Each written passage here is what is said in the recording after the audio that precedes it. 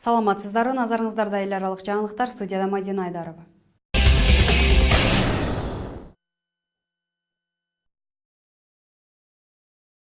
Башкы прокуратуранын РИА Новостиге берген маалыматында Каримова аттуу шектүү катышкан кылмыш иш тергелип бүткөнү кабарланган. Ал өзбек президенти Ислам Каримовдун кызы Гульнара Каримова экенин тартип коргоо органдарындагы булактар тастыкташкан. Прокуратуранын маалыматында уюшкан топ 2011 жылдан 2013 жылга чейин жалган ишкерлик аркылуу мамлекетке өзгөчө ири өлчөмдө зыян келтиргени айтылган. Бул ишке аралашкан Гульнара Каримовага жакын Рустам Мадумаров баш болгон 2 киши узак мөөнөттөргө кесилгени кабарланган. Ал эми Гульнара Каримова өзү үй камагына салынып, ага таандык маалымат каражаттары ишин токтотуп, дүкөндөрү жабылганы тууралуу маалымат тараган. Орусиянын өкмөт башчысы Дмитрий Медведев «Ведомости» гезитине эгер батыштын санкциялары энергетикага жана финанс тармактарына таасирин тийгизсе, тиешелүү жооп бере тургандыгын айтты. Ал жооп катары батыштын авиакаттамдарына өз аба мейкиндиги аркылуу учууга тыюу салышы мүмкүн экендигин билдирген. Биз бардык өнөктөштөрүбүз менен алака түзүүнү каалайбыз. Орусиянын аба мейкиндиги ачык, бирок алар бизге каршы чектөөлөрдү киргизсе, биз тыюу салабыз, деп билдирди Медведев. Бул каттамдарды узартып, авиабилеттерди кымбатташына алып келет. 8 сентябрдан тарта Орусияга каршы каталыраак санкцияларды кабыл алууну Европанын лидерлери 5 сентябрда НАТОнун саммитиндеги жолугушуудан кийин макулдашкан. Туркиянын экс-президенти Абдуллах Гүлдү Данакер ордени менен сыйлоо жөнүндө буйрукка президент Алмазбек Атамбаев кол койду. Президенттин басма сөз кызматы билдиргендей, мындай сыйлык Гүлгө кыргыз-түрк кызматташтыгына кошкон салымы үчүн ыйгарылган.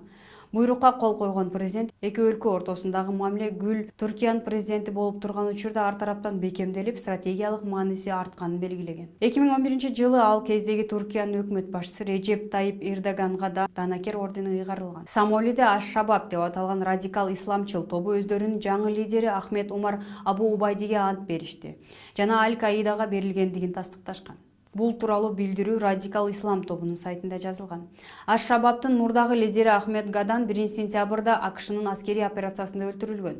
Ал өткөн жылы Найробидеги жардырууну уюштургандардын бири деп эсептелинет. Кениянын Борбор шаары Найробидеги соода борборуна өткөн ишемби күнү Аль-Шабаб тобу кол салып 67 кишини өлтүргөн, 175 адам жаракат алган. АКШ Кытай менен алакага артыкчылык берет. Бул тууралуу бүгүн АКШнын коопсуздук маселелери боюнча кеңешчиси Сюзан Райс Пекинде Кытайдын тышкы иштер министри Ян Цзэ менен жолуккан учурда билдирди.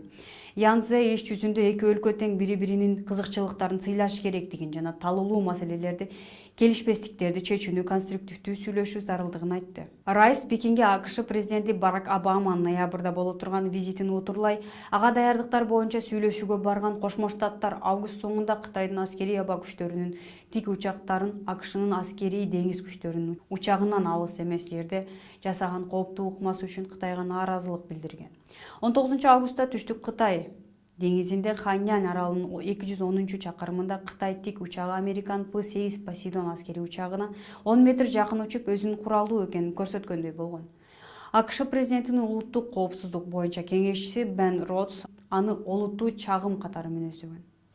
Британ ханзадасынын жубайы кош бойлуу. Британиянын ханзадасы Уильямдын жубайы Кейт Миддлтон кош бойлуу экенин Reuters маалымат агенттиги жазып чыкты. Анда болочок ымыркайдын качан төрөлөрү жана жынысы жазылган эмес.